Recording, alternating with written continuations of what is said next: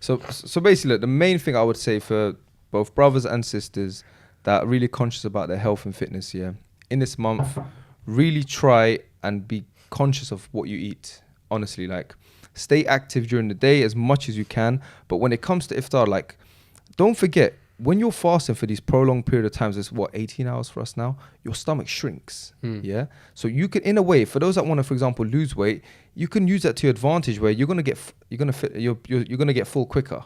Yeah. So just make sure you consume good nutritious foods, stuff that have good slow releasing carbohydrates, for example. Yeah, stuff that has sufficient protein to maintain your muscle mass. And then again, you got fats for your natural health, like helps your brain function when you have enough fats, your omega-3s and whatnot, fish oils and whatnot.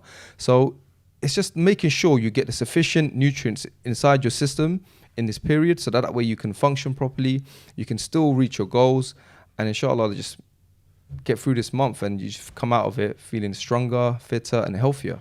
What are the kind of foods that you would recommend for sahur? Yeah, so again, for when it comes to sahur, you need to have, I would say, complex carbs, so slow releasing carbs. So a lot of things like porridge is amazing to have. Porridge, I would normally have porridge. Again, I'd have eggs as well as my protein source and fat source. But for me personally, I would have just your complex or slow releasing. So porridge would be really good. Throw in some almonds. Almonds would be really good to get the fats in. And yeah, just like maybe scrambled eggs and whatnot. That'd be really good for you to have for sahur. How do you tend to do your kind of like water intake? Because we have like a 5-6 hour window to take all of our, or like a 7-8 hour window to take all of our water in. Yeah, so at the end of the day, like, don't just down water, because again, your stomach's so small during this period that it's just going to fill up and you're going to feel bloated.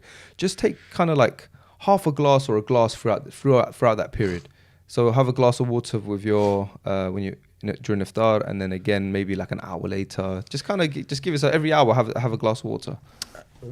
And what is it? I think there's like a universal amount. Was it 7 glasses of water a day? Yeah. Or whatever it is. And look, we've got 5 hours. Have about a glass and a bit every hour, and then you should cover that. Also, people tend to have cheat days in their week, normally outside Ramadan. Yeah. So let's say, for example, every Saturday, I'll have like a dessert or whatever. Or I'll let my house. You can still do that. Do you? So would you still recommend? Like, can someone stay on that in Ramadan? Of course you can, because look, it's the same thing. Look, in terms of Ramadan, the only thing that's going to change between a regular month, yeah, is the fact that the window that you get to eat is less. If you're still going to be able to have, you still have that window to eat. You still got the time to train and whatnot. Yes, your energy levels are going to be less, but it's on how motivated you are as an individual to still get to the gym, to still get the workouts done, and just eat the sufficient amount. There is no reason. Do you find that people fall off their diet in Ramadan because like every iftar there's desserts available after? Yeah, 100%. So it's what is it? And you think, I haven't eaten all day, I'll have a milkshake. Yeah, that's what it is. So that's why a lot of people fall off. It's just they don't have the discipline, and they've got to really try their best to really get that discipline and just treat it as if it wasn't Ramadan in terms of like their diet and training. Like, yes, you're not going to be able to eat as much, maybe, yeah, because you've got less time. But as long as you can eat sufficient amounts and stick to as if you were, not as if it wasn't Ramadan, you will be fine, and you actually make progress. Me personally, I'm able to even get stronger during Ramadan. Alhamdulillah, like, I can still get big numbers and that's only because I'm just being consistent, and that's the key word. Just be consistent. SubhanAllah. Yeah, man. There's not much to it, man. I think people just really overcomplicate the whole fitness thing and this whole journey of getting healthy. Last question. What about cardio in Ramadan? Yeah, again, cardio, like I said, okay, do you know what? This is what I would recommend. I don't think I've ever said this before.